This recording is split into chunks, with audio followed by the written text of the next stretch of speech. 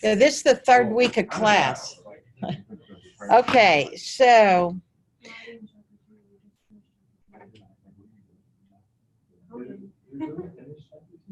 yeah. Yeah, I knew you hadn't been in class. Okay. Okay, so today let's go into I am ready to start now. We'll just all Okay, so we are going to cover some of chapter 2, but first I'm going to go over the assignment that was already supposed to be put in so that those that So if you want to go to Lucid Chart and work through it, or if you, okay, I'm going to go here. Okay, so the problem in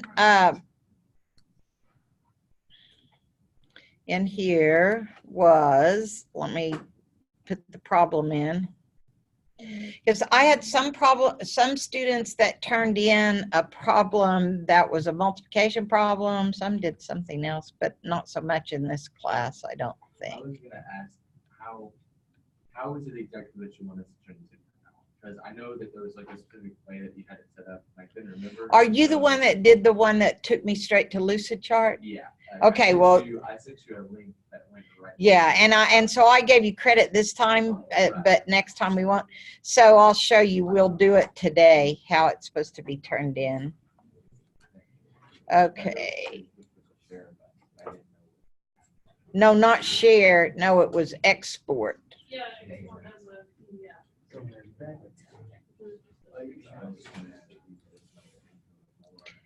Okay.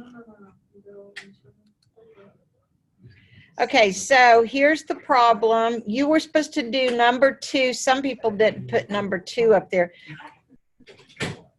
And so that one you wouldn't get off.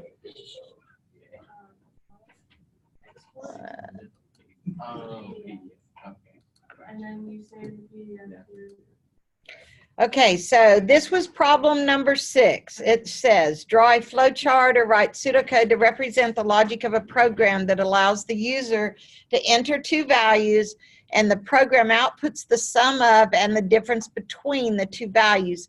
Now, I know in here, I believe everybody did the pseudocode and the flowchart. I had some of my online students just did one or the other because of this or in the problem, but you all were very good listeners in here because everybody did both that did the problem in here. So for the pseudocode, we're going to draw a text box over here and align the text up here at the top. I also usually enlarge it. You don't have to enlarge it when you do it because I'm just going to be reading your document. I try to do this so everyone in class can see it, but with pseudocode, we have a start. Okay, so what's the first thing we do in our pseudocode? Input. And how many inputs are there? 2. Okay, we're going to use just num1, and you can put comma num2, or you can put actually 2 statements that say input num1, input num2. You can do it either way. Now, what I had some students do, and I can't remember again if it was anyone in this class, but I had some students to say like num1 equals 5 and num2 equals 10. So in the pseudocode and the flowchart, they gave the variables a value. Now, why would that be wrong in pseudocode? Because it doesn't ask for a specific value, it just asks you to create pseudocode that you can input so that it will work with any numbers, right? So if we put these in, then every time we ran it, it will get the same result, right? Because if num1 is 5 and num2 is 10, if we added them together every time, doesn't matter how many times we run it. So it doesn't give us a true variable, because that's called a constant. And you learned that in chapter 2, right? That whenever you assign a value to a variable, that it's called a constant. Because what does the word constant mean? Non-changing. So it's a variable that doesn't change throughout the whole program, is called a constant. So we did not, in this problem, we did not have that. So we just want it to be a variable. Okay, so next, the problem says to output the sum of and the difference between the two values. Now, one thing that they weren't real specific on is whether you subtracted num1 from num2 or num2 from num1. It didn't really say, so either way would count correct in this instance. Because on addition, it doesn't matter, right? But on subtraction, it would, because if you said 5 minus 10 or 10 minus 5, you're going to get a different answer. Okay, so my calculation, in the future, when you name variables, and this is a result field, some people put sum, and it worked in pseudocode and flowchart, but the only issue is the word sum is a keyword in Python. And so what that means, if you tried to run it, it is already a word that's used in Python language and most other languages. So you couldn't use the variable name sum. You could have said sum1 or sum2 or something like that. But we're just gonna, so the way to make it consistent with what we were doing, we can say my answer, that's just another variable name, equals num1 plus num2. Oh, I wonder why that didn't go down. It should have. Okay, so now can I use that same my answer for the subtraction? No, because it'll write over it. So let's say my answer, oops, if I'm going to spell it correctly. My answer 2, and I'll make this one up here 1 so that they won't, that will make better sense. Then I'm just going to say num1 minus num2, but you understand it would be correct in this case because it didn't tell you which one to subtract from the other one. If you said num2 minus num1, really doesn't matter. Okay, what else do I need? Output. Output. So I could say output or print, and I need to output 2 values, right? My answer 1 and my answer 2. Oops. And the last statement would be stop. Okay, so there's my pseudocode. Any questions about that? Okay, so my flow chart, the only thing, I still had a couple students not stack their input. They had inputs out next to each other, and we can't do it that way. So here's my start. And then I'm going to have what? What kind? Yeah, and what kind of shape? Parallelogram. Okay, so here I can just copy that if I wanted, or I can say put 1, comma, num2. All right, and then my next one is my calculations, and I'm just going to put them both in one box this time. You can have 2 boxes, doesn't matter. You could have had 2 parallelograms, whichever makes better sense to you. 1 equals num1 plus num2. And then go right here. Oops. That isn't what I meant to do.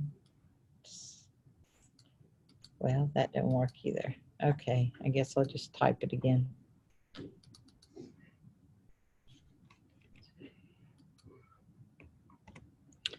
my answer 2. And this is so tiny, I know that if you're in the back, you can't see it. But I think everybody in this class got this if they did it.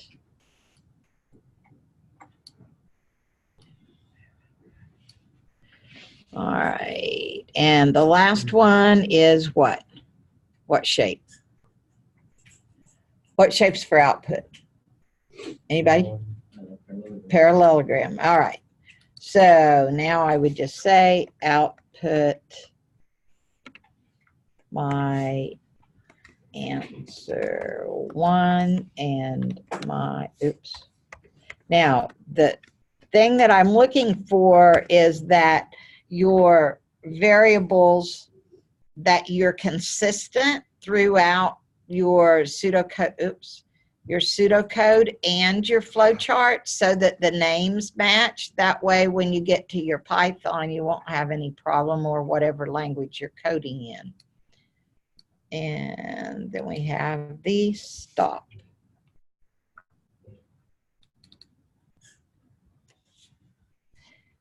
And then the thing that Samuel, I know Lainey showed him, but what you need to be sure that you do whenever you submit it is you go here to File, and you say, mine says download as, on a, if you're on a PC, it says export as PDF.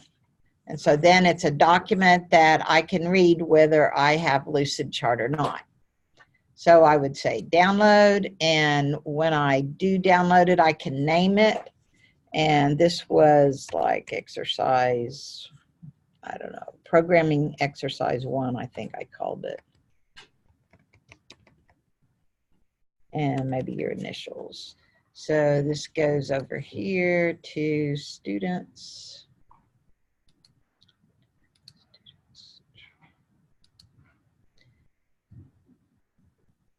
And so that would be 100% if you did it like, and there was some variations, but I should have given you a comment if you got points off of the 10.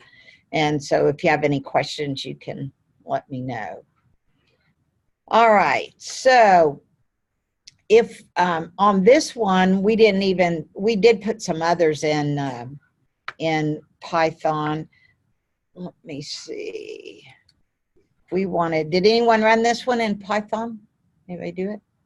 Okay, so let's open PyCharm or idle, whichever you prefer. I'm going to try to do PyCharm on here because it didn't work on my, I had trouble on the PC last time. So I'm going to create a new project. I'm going to name it right here, and I'm just going to call it exercise 1 DW .py. I think I had to put that on there. I'm trying to remember. Then I click create. There it is. And I have to say new Python file. That's where I messed up last time. Remember? Name of it, dx1 dw, and it will go ahead and make it a Python file for me. And now I'm in line 1. Okay, now whenever I did the pseudocode, I could look at the pseudocode. I don't ever put start and stop in a Python program. But remember, I do an input statement, but I put the variable on the left-hand side. So I want to say num1 equals, and then remember, it has to be, how does it come in when I do input? Does it come in as a number? Remember, no. What do I have to do, Caitlin? Integer. So I have to say int, and then input, and then I'm going to say, please enter a value,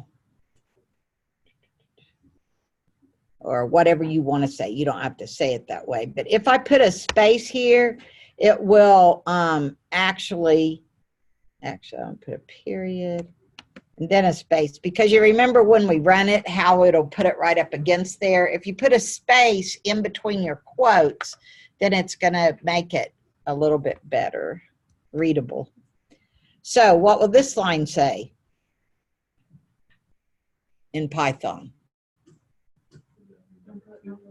Number 2, because it said to enter 2 values, right? So I still have to say enter input, and now I say please enter a second value. Let me move this out of the way. Okay, so now what was the next in my pseudocode? You remember? You can look over at my pseudocode. What was next? This one was my answer 1 is equal to. All right, so I'm going to go back to my answer 1 is equal to num1 plus num2. And it will work without the spaces in there. I just do that for readability so they're not all squished together. So then this one is my answer 2 equals, and I want to remember here, if I'm putting num1 first, maybe I want num1 to be larger than num2 unless I want it to come out a negative number, right? So now in Python, how do I do output?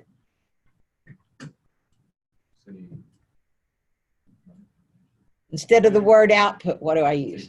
Print. Good, John. Print. Okay, print. And if I don't have any labels, I'm just going to print the answers, then I would put, I don't have to put quotes. We'll go back and look at that. My answer 1, comma, my answer 2. And so now it should run. And so if I go up here in PyCharm, I click run, there's also a little, there should be a little right arrow that means play. You can also run it that way. You can do here run. And I tell it I want to run that, run. And I never did fix this where you could see it, but it says down here in the run, please enter a value, which is exactly what I put in the quotes up here, right?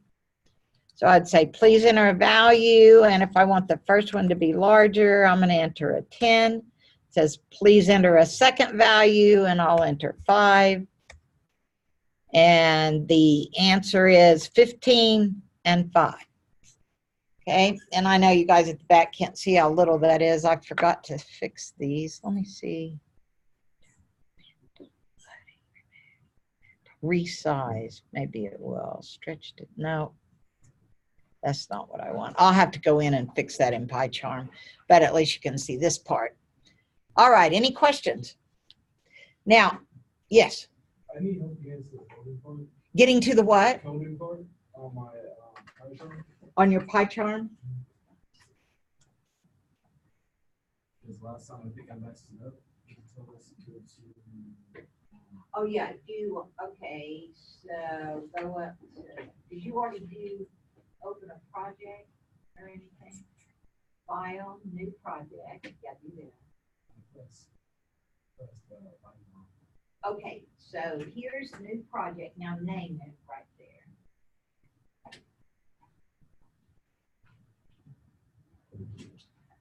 Okay, you have to create. Try this one.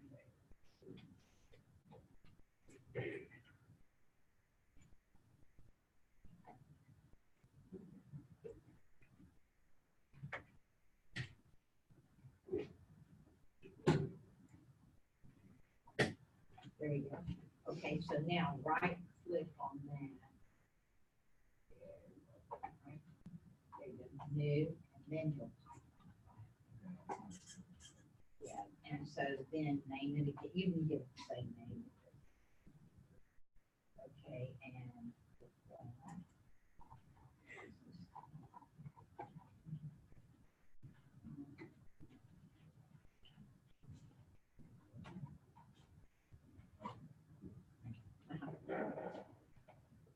Anybody else?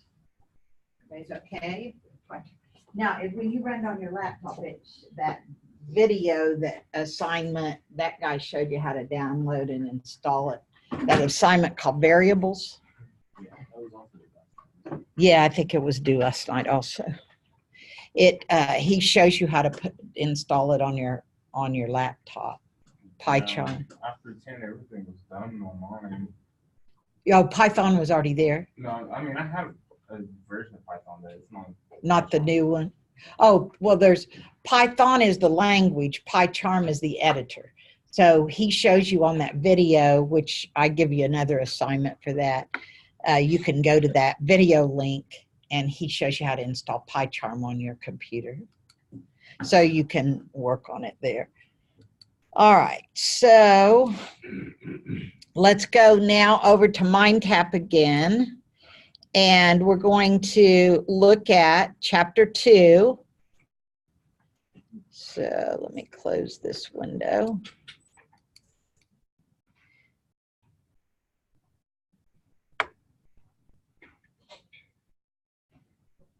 So chapter 2, we're going to cover some of the chapter today, and on, let's see, what is due on Monday? I got to look at that.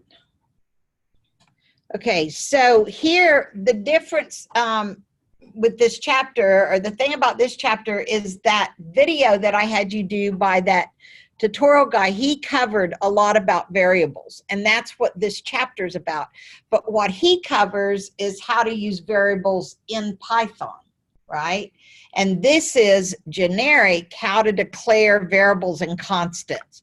But then your programming inside of, your coding inside of MindTap has to do with coding variables and constants using Python.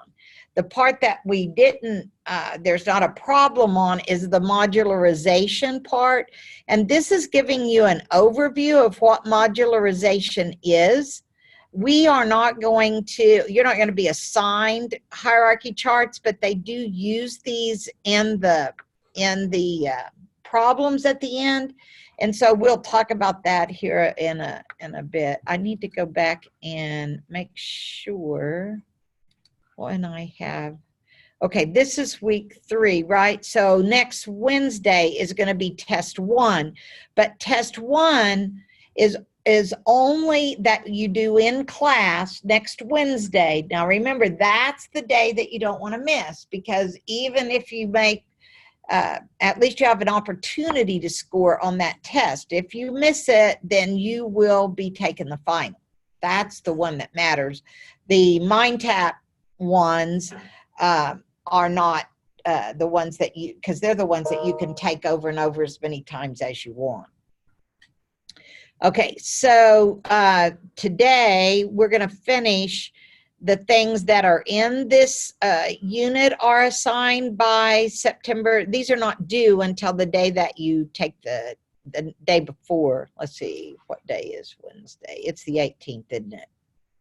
Okay, what I'm going to do, oh, I don't know why my calendar says no. Okay, so Monday, next Monday is the 16th. That's when I have all of those due. I will change those to the 17th, right before the test, so that you'll have a little bit longer, but the test will be on Wednesday. So Monday, we're going to review everything that's on the test, and then we'll finish up chapter 2. But chapter 2, yes? The test says it's supposed to be due on Monday, on the 9th, Tuesday. What test are you looking at? I haven't even opened up test 1 yet. 1 through 8, or 1 dash, or unit 1 dash number 8. That's a problem. Oh. That's one that is due on Monday. Okay, that's one that's at the end of, and we'll look at that. I forgot about that one. Yeah, this one was due. These are the variables assignment. This one, there's a few people that have done it. And so let me go back to that before. I thought we did talk about that problem. Yeah, I thought we did. Yeah, we did this one in class, and then you were supposed to do part B, but I made it not due until next Monday. Isn't that Monday? Yeah. Sunday night. September 9th is Sunday night because 10th is next Monday, isn't it? Let me look again. I messed up the date. No, the 9th is Monday. Yeah. Okay, so that means that will be due on Monday night. So if you're having problems, you need to go back and watch the video that we did in class last Wednesday. Okay, and remember, all of these videos are at that YouTube link, which is under course information is the YouTube channel for this class. Well, it actually has the 12:30 class lectures also, but it'll say 9:30 class, okay, on the lecture title. So like if I go here, let me make sure everybody sees this. Let me make sure this works.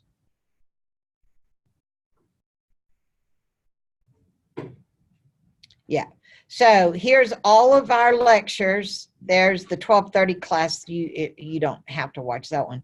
These are, this one doesn't have the actual, I need to go back and rename it. Here's 9:30 week 2, week 2-2. So this one is going to be the one where we did that problem unit 1-8A, okay? And then you're supposed to do 8B. So, okay. Okay, so let me go back to where we're at here.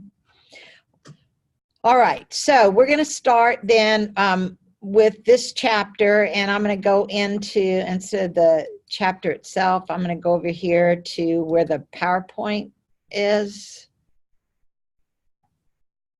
Oops, right here, which it's under the review.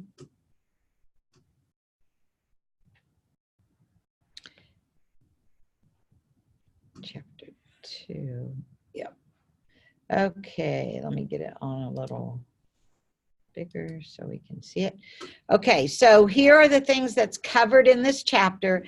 And so with your, your test number 1, the only thing that will be on that test out of chapter 2, we will do no modularization on that test. It will be simply a sequential program, like either the problem that's due Monday or that first exercise. It will be like those problems at the end of unit 1. It'll just be, I'll tell you there's a certain number of inputs, there's certain calculation, and then output. Okay, that's all there will be. There will be no branching, there will be no modularizing, but I will be looking that variables are named correctly. And if there's a constant after today, we'll also go over constants on Monday, but you will declare variables and constants, and the variable names need to be with, there was still some people in my online that did spaces in their variable names, and that's won't work, because when you actually try to run it, it won't let you run it with a space. What can we use instead of a space if we like some? Underscore, good. If you don't like the words pressed together, and then you can either do camel casing or you can use an underscore. That's what some people prefer, just so you're consistent with your variable names. All right, so declaring and using variables and constants. Now, in Python, we've had to also learn that when we ask the user to input, it always comes in as characters, even though we may request a number. And so we have to be sure and convert it to an integer or a float, or which we haven't talked about float yet. But those are data types. And most languages, like if you're coding in, say, if you're coding in Java or C++ or any other language, it requires that you actually give the data type at the beginning. And so inside our book, you may see it say num, let's say N1. And then it may, except for that won't be capital. And that tells you that it's a data type numeric. And so most languages, but Python is not that way, does not even ask that you declare the variables at the top. So that's why in the book, you'll see sometimes it'll have a list of all the variables at the top that are used in the whole program, because that makes it generic, pseudocode and flowchart. Because any other language, how many programmers do I have in here that's going to take another language? Okay, so that is the generic way to do it, because Python doesn't have all those rules. That's why we kind of use it to apply the basic logic, is because it doesn't require you do that. But all other languages are going to ask that at the top of the program, you list every variable name that you're going to use, and you also have to tell it what data type it is. And data type means it could be float. What do I mean by float? What's a float? Decimal number, good. A fraction number displayed by a float value with a decimal point. And then we have integers. The only ones we're going to talk about are float, integer, and strings. Strings are characters. Okay, what? Oh, Boolean. Boolean's what you're saying. Yeah, you're right. We will talk a little bit about Boolean, but you don't actually define them as Boolean. But what does that come from? Who remembers an algebra Boolean? John, tell us. You don't? Anybody?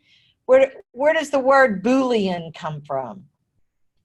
It's a man's name, Boole. His name was Boole, and he came up with Boolean means two values. It can either be true or false, yes or no, off or on. You can use those different ones. So you can say that if a variable is a Boolean value, it can only have one of two values. And that's what makes it different, but we're not going to talk about those yet. Okay, so let me get back to where I'm not there. Okay, MindTap, where did you go? Let me come back down here. Oops. I don't know how I lost all that.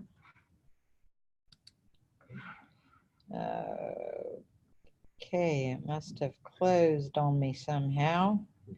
So let me go back here again, get back in there. I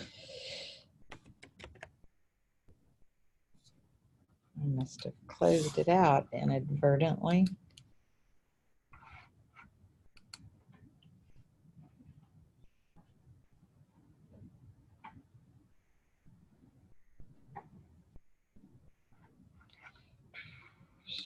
About that. Let's see here.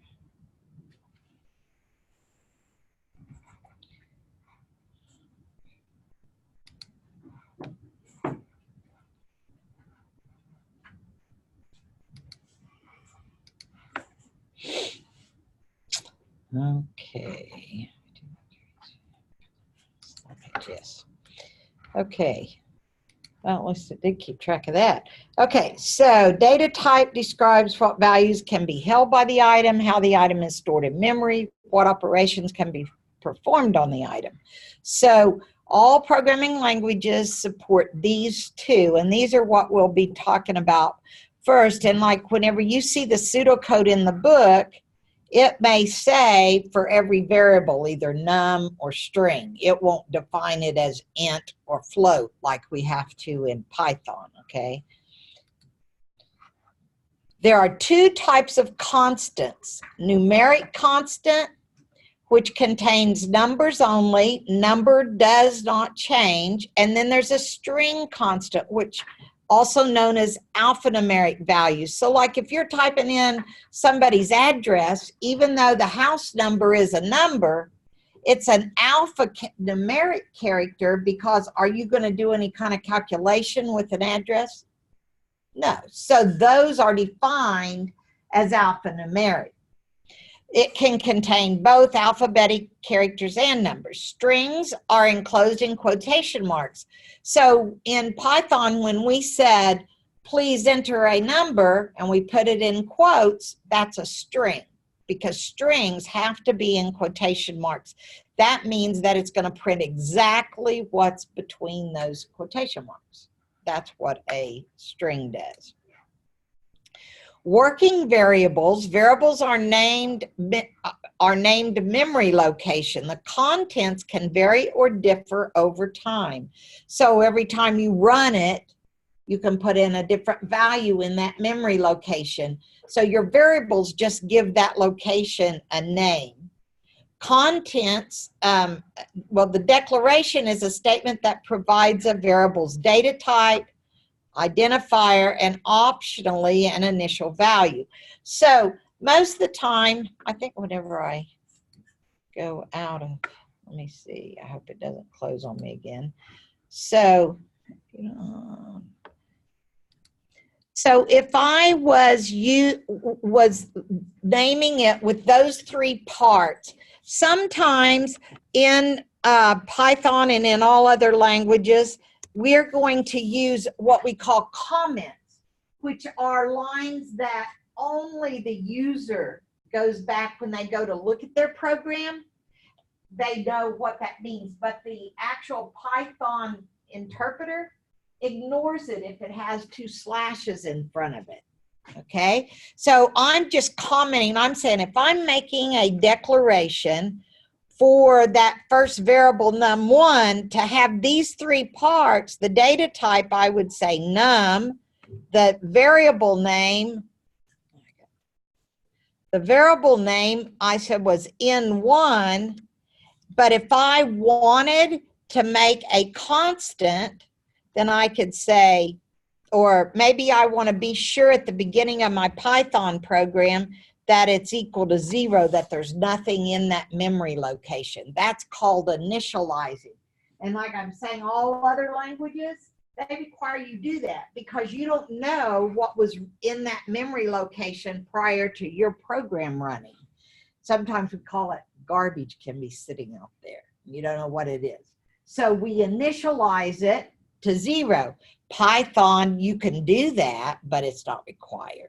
So that's why you don't see that in the Python that we're doing. But those are the three parts of a declaration. So at the beginning, and see in Python, you can't say num because it doesn't recognize that in Python. So we could say int and it would recognize it, but it's not required that you do that. Okay. So these three parts are generic for every other programming language. When you make declarations of all the variables that are going to be used, so that would mean even our one that we used for our answer would be answer 1. Let's say it's numeric. And we would want to initialize it equal to 0. So if we were doing all the declarations for every variable that we're going to use in our program, then we would do it all at the top under a comment here that says declarations. And that's what you're going to see in this textbook, how it's generic that way. Oops. Okay, let me go down here and put it back full screen. And so here is working with variables, and you notice how they've changed it here. This, because it's not asking for input, it's in a rectangle box. And it simply says, just for the programmer to know, these are the declarations of the variables that I'm going to use in this problem. So they're declared at the top, then I ask for my input, and then I do my calculation, then my output, and then stop. So the only thing that they've added here in the book is a declaration here. And it doesn't hurt to do that, because then you've thought out that problem. You know every variable that you're going to use, even how many result variables that you need. So here's the flowchart and pseudocode of a number doubling program with variable declarations. Here is understanding a declaration's data type. Here's it. A numeric variable holds digits and it can perform mathematical operations. A string variable can hold text, letters of the alphabet, special characters such as punctuation marks. Type safety. This prevents assigning values of an incorrect data type. So that's just saying know your language, what it requires, but all we're interested in right now is the pseudocode and flowchart being generic to work with any language, okay? But as we go along, because we're working with Python in here, then I don't require that you do all those declarations, but it doesn't hurt to do that, especially if you're going to take other languages to know how to do that. So an identifier is a variable's name. The programmer chooses reasonable and descriptive names for variables. So I did have some students in my online use A and B. Well, those aren't very descriptive, really. That's like algebra. They must have been really good mathematicians. Because I don't think in algebra, X, Y, Z's, A's, and B's, they weren't very descriptive. They were just alpha placeholders. So what we do in programming is we try to create variable names that are meaningful. So most languages allow letters and digits. Some languages allow hyphens. Reserved keywords are not allowed. I told you about a keyword today. What was it? Some. Very good.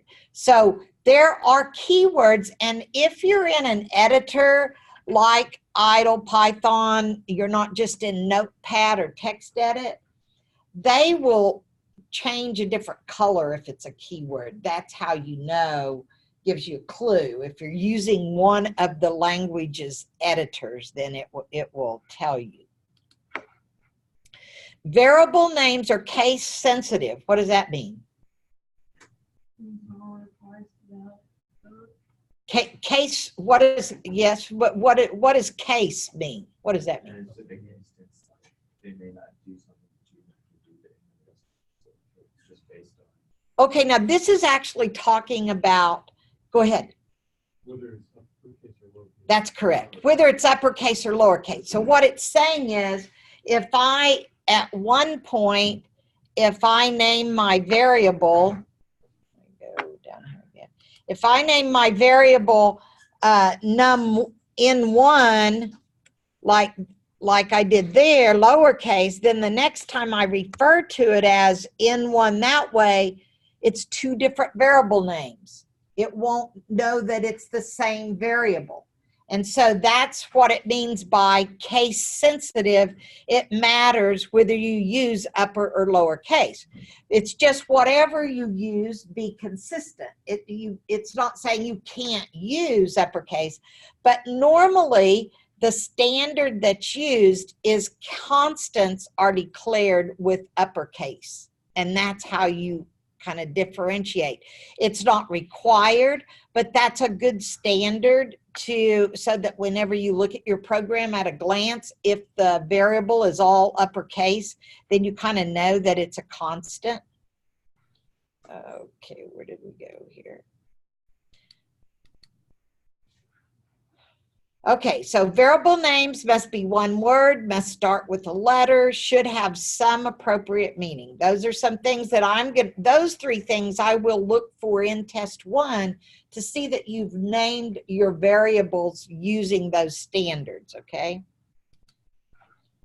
So, understanding a declaration's identifier, flowchart, and pseudocode. Oh, we already did that. How did that?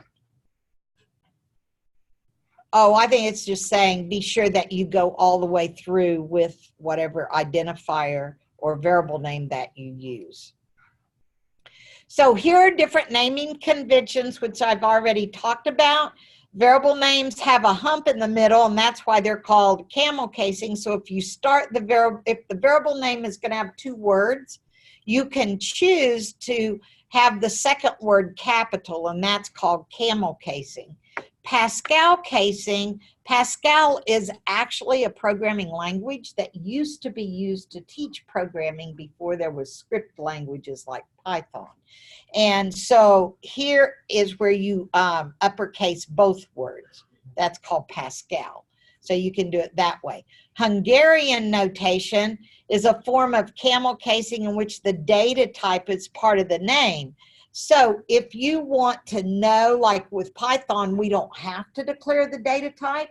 So if you want to be able to glance at your program and know one's a string and one's numeric, or if you wanted to know one was int, then you could include that in your variable name. But that's just 3 different ways. Not all of them are acceptable. Also, we talked about putting an underscore in between. That's acceptable also. Oh, they are going over. That's called snake casing. I forgot it was called that. So if you use an underscore, you would do that. That's the same variable name with an underscore. You can do mixed case with underscores like that. Kebab case is parts of a variable names are separated by dashes. You don't see that very often, but it is acceptable. Okay. Assignment statement is where you say, some languages say set my answer equal to, but we don't have to say that.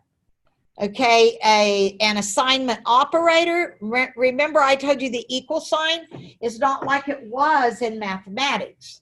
It actually assigns whatever's on the right-hand side to the variable that's on the left-hand side. So a binary operator means it requires 2 operands, 1 on each side, so, because bi means 2, right? So always operates from right to left, which means right associativity or right to left. If you remember some of those rules you had, the associative law, the commutative law, and those are what it's talking about here. The result to the left of an assignment operator is called an L value. So when I was saying that you had something like, if we say N1, oops, I'm going to make that my answer, then it's going to do that again. My answer 1 equals N1 times 2. All right, so that means my answer is known as an L value because the equal sign is an assignment operator. So that means it's going to multiply N1 times 2 and dump it into my answer 1. So it's called an assignment operator because it's assigning this value into this variable, and this variable is called an L value for left value. That's all that stands for. Okay, so that's always true. Okay, so what we're going to do now, I got this far to this slide. We're going to go in and do the first Python one together in MindTap, because if you try to do it, you will probably have trouble. So I try to do these all in class together. So we're going to, if you don't choose to do it in class, you can watch the video if you want, but we're going to do this one, and if we have time, the constants one. So we'll do assigning variables in Python. So I'm going to click on it, and if you've already done it and got 100%, then you just get to watch, right? But we will do the others in class on Monday after we review for the test, or I answer any questions that you might have. Okay, so remember what I told you in MindTap, and we did that one problem where we still had like spaces missing, or somebody didn't capitalize the word, and so it didn't count it right. So it says here in this lab, does anybody want me to wait, or did everybody get to it? Everybody ready? Who's done it already? Okay, did you guys have any trouble with it? No? Okay. John, you got it finally? Okay. Yes, working with variables in Python is the one. In this lab, you assign variables in a Python program. The program, which is saved in a file named newage.py, calculates your age in the year 2050. And what I always tell students to do if they just can't get it to give them 100% is to take this code, copy it, and paste it in PyCharm. And then if you can make it run in PyCharm, then you know it's just some little mind tap thing that is giving you flaky problems. So then you can take a screenshot in PyCharm and submit it if you're not ever able. But I always do these in class so that we can make it work, or at least we have more pairs of eyes looking at it if you can't find it, okay? Because it's usually just some little space or quote or something. So here we're going to assign an integer variable named my current age with your current age in years. So here it says my new age equals my current age plus 2050 minus the current year. So then we're going to execute the program and ensure the output is correct. So we have to assign an integer variable named my current age with your current age in years. So it's asking for input, right? We have to ask for an input. Okay, so right here it says create your variables here. So first of all, we're going to create one called my current age is equal to, and then you actually, it's not going to actually ask you for input. It wants you to define it, right? So you guys that did it, just Jamie, isn't that what it's asking for? So it wants you to actually define it as a constant, I believe. Let me look again at these. Make sure I'm telling you right.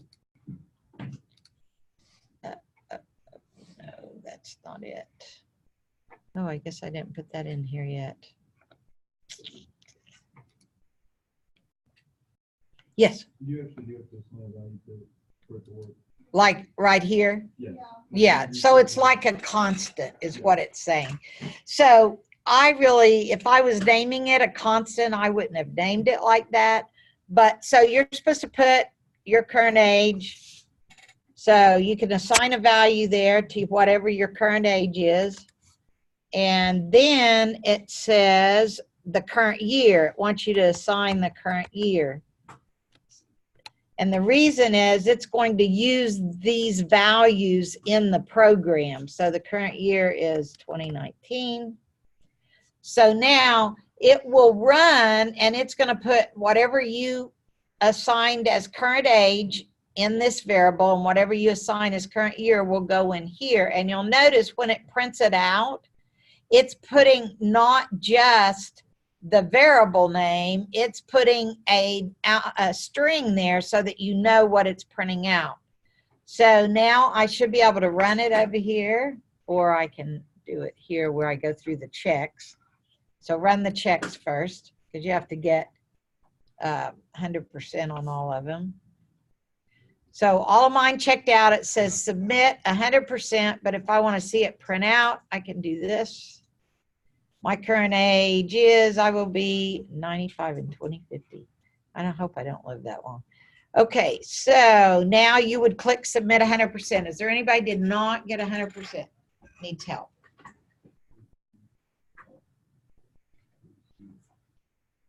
I think I did it right.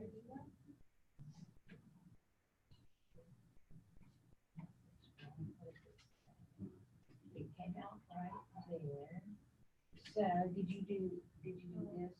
Okay, now run the check. Now you can run the check. Got it all right. So down, click your submit button. Anybody else? Oh, first you have to click on this. And then do run checks. I'll be 51 and 2050. And then, I'll be 51 and 2050. anybody else? Everybody got it? Alex, is yours something? Yeah, run checks. You always, that's what's kind of weird about this. You notice where it won't give you the submit button if you just run it over here. It won't give you the submit button until you do run checks. Okay. You go up here at the top where these three little lines are and click on it, and then it gives you run checks.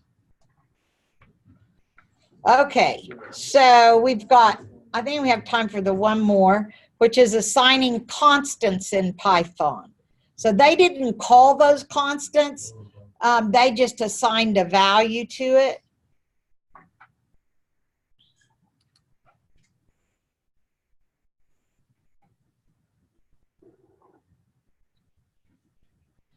Okay, so this one, in this lab, you assign constants in a Python program. It's still the same program, but this time we're going to assign a constant named year with the value 2050. So instead of current year, and you notice they did use all caps, which is what is standard for a constant, and it says to assign it to 2050. So that means every time it runs into this variable year, it's going to place 2050 in it. Edit the statement, my new age equals my current age plus 2050 minus current year, so it uses the constant name year. So what do I need to change in this statement?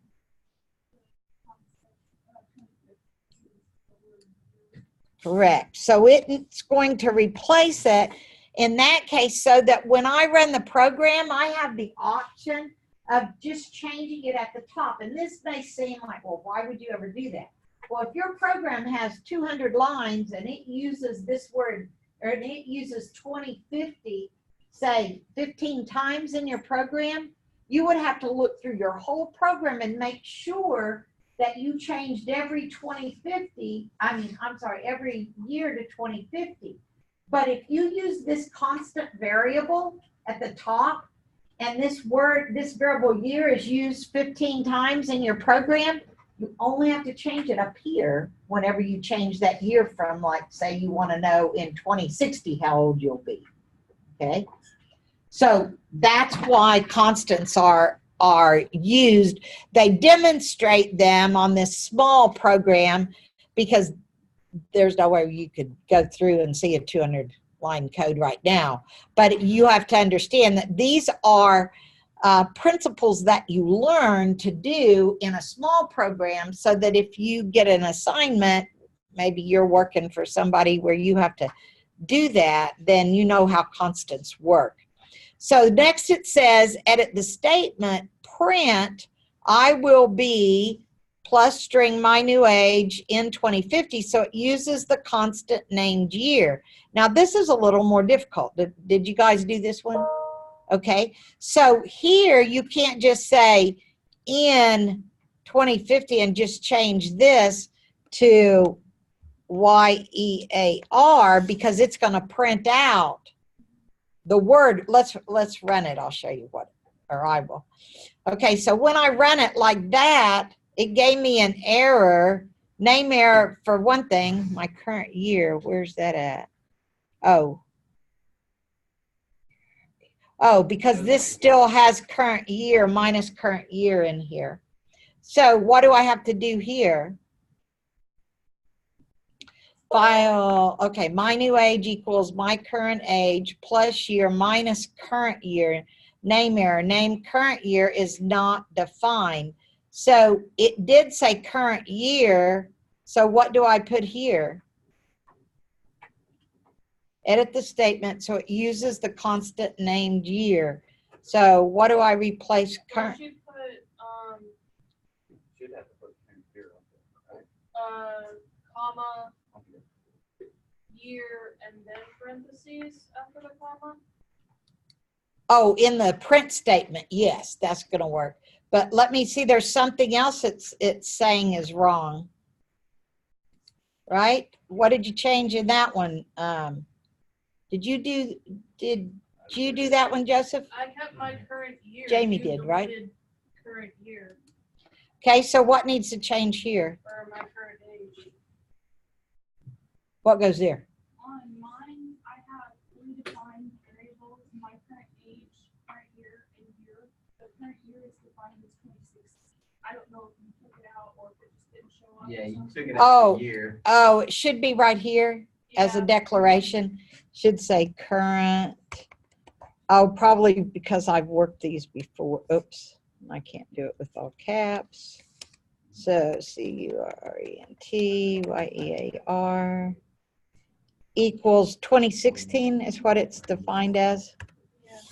Okay, so now if I run it, okay, so this part, which I'm gonna run out of time, so let's do what were you saying, Lenny? Here I go in, Like you. and I put, You put a space, quotation, and then you put, or a comma, I think, actually, or after the. actually we would put probably a plus like they did a That's what I did. I did what they did for them. How they have it. plus STR, and then I would put, yeah, YEAR, right? Is that what they want there? Is it year? Yeah, and then you have to make sure you also put the plus sign after it, because if you don't, it'll give you an error. Plus, After the parentheses here, because you're adding that into it, and there's more. plus, what else goes there? Period? Yeah, the period. Period. Make sure you put your space. Okay, we go space, period.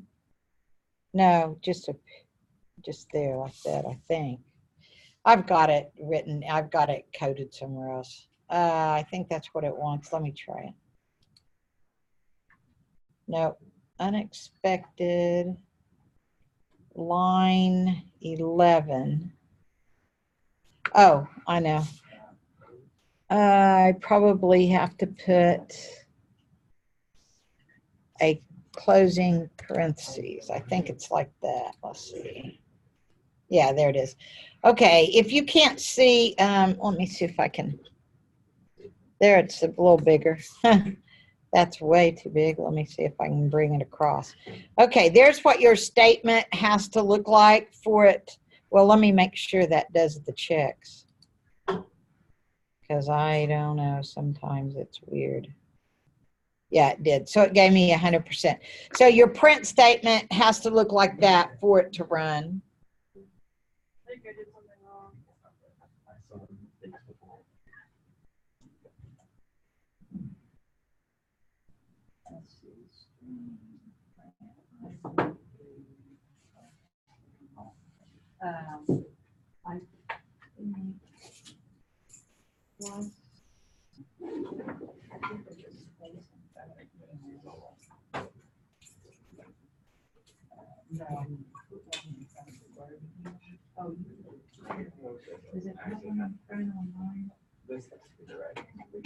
Yeah, I think I did.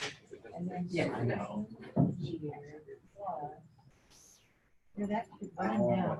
You're fine. Do your checks right there. It's just. You just have to have this, absolutely. It has to be the same as the second. And they can't spell with crappy. N plus 3. Yeah, if you guys are done, you're free to go. You've got-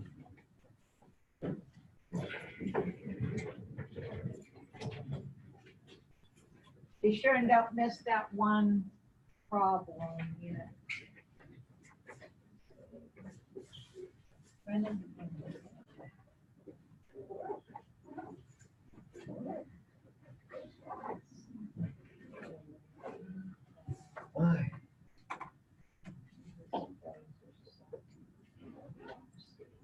Okay, after you put a space inside that. I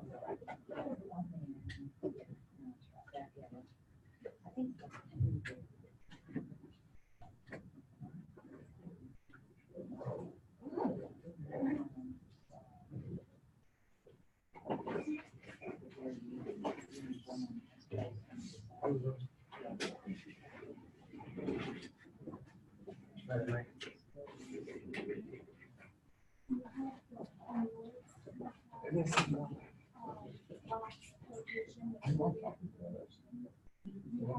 Right up against the plus sign. There has to be a space after and before the plus sign. What's that name you have right after the before that parentheses? Now it should work. Well, yeah, it's just mind tap, so don't spend any more time on it. Just go over here. You wanna go with So, BC? whenever you're adding the STR, you have to make sure that your plus sign on both sides has a space on the front side of it and the back side of it. So where it says in, right there, there's space. Right here? Yeah. Yeah, just. See, it would run. It has to be exactly. Yeah. What is it? What am I Here. missing? Well, that's why I was phoning that you don't wanna, did you wanna try and get that fixed? Yeah, What you probably need to do is, you'll have to email There needs to be a Cengage plus sign. support So, and tell them that you're, how do I change that? And yeah, they'll 'cause all of the time zones will pop but up you for want to make sure there's space. GMT. whatever it stands for. Well, that's okay, but And after then GMT, it said the, C Central Time, the one we picked that said US, Canada, whatever, it said Right here. Central Time, so I don't know why it the, didn't that is. change right on yours, against so it. you need There to needs be a contact plus them on the and, because I outside can't of fix that, that, so Cengage has to. And then for the plus. Okay. Now it should run. There it goes. What did you have her change? On, when you're doing these statements, and this is the one thing that I found out, you have to make sure you use the STR and you're trying to add it into Right. something, you have to make sure there's a space before the plus sign and after the plus sign, no matter where it's at. Hold on. What is it doing now? Did I suck up something else? Okay, On pull this. this over here a little bit. Clearly, I mean, The actual like arrow in there, and it'll show you. Oh, I know And what then this go one is, to- it's close after the end. So see where it says right here, okay, there's no space. So make sure there's a space in front of that end. Not Here? one, Uh-huh. well, I guess there was one, but it wasn't, yeah, you just need one. One place. Stupid freaking thing. Okay, yeah, right there, the space, needs to be space there. But not, okay, let's see, okay, try random. So I can do that math. Use your to calculate, okay, If here's your. you wanna see like where it's messing up, you can click on the little arrows next to it. Yeah, right there first. And then click on the arrow there and it'll tell you where it's messed up or what it didn't catch. Is yours still doing it too? yeah, fine. I was like. Okay, this is saying code pattern incomplete. Use your calculator description. Search your code for a specific pattern. So it searched it for wherever minor range is. Right here. It searched it for a string and then a space You're supposed to say and a like plus. or Plus supposed to say like my favorite age is. there, let me see. String here, I will be there. Plus string honeymoon. Is there a plus sign in there? Honeymoon, space after that, no, after this plus is there a space? Yeah, there was. Honeymoon plus. I don't know why. It's got this. Plus string here. Okay, see if there's space. There is one there, see if there's But it's, I'm trying to plus sign. one. Yeah. Right here. No, right here. Oh. And, yeah, and then you have one too many of the, you don't have to put those there. So if you take, The quotes off of the end, the word end, then. no, the one, word in has to have quotes around You it. just put quote space. Yeah, there's a It's- quote that's space, fine. you can do that. I, Continuing pursuit. Plus, he doesn't have a space between plus and string. Yeah, you have to make, see how there's a not a plus where there's no space between that? That's not counting it as actual string because there's no space. Yeah, Plus string here. so if you click on this right here, it'll tell you more than like the little arrow. Yeah, I don't know why those, oh yeah, come back over, come on down there and get it fine, but still should be good chance. Still New saying age. use year to calculate my new age. Oh, I see, down here, you don't have that word year on caps, see how that one's. Okay, so on this one, you can take, Should have those. There you Go go. past there. I take- Yeah, just from that. You look at tutor class?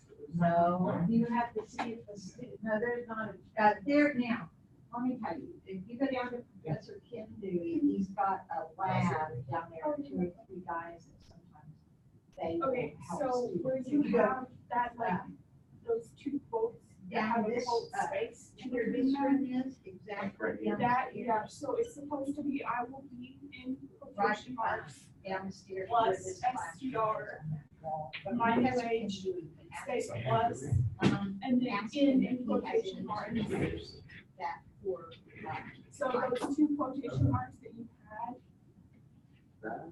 yeah. Now, and then the other 2 quotation marks for this is space. Right here, yeah, So it wants it to run together? yes, but make sure, yeah, so it should, Is his still not working?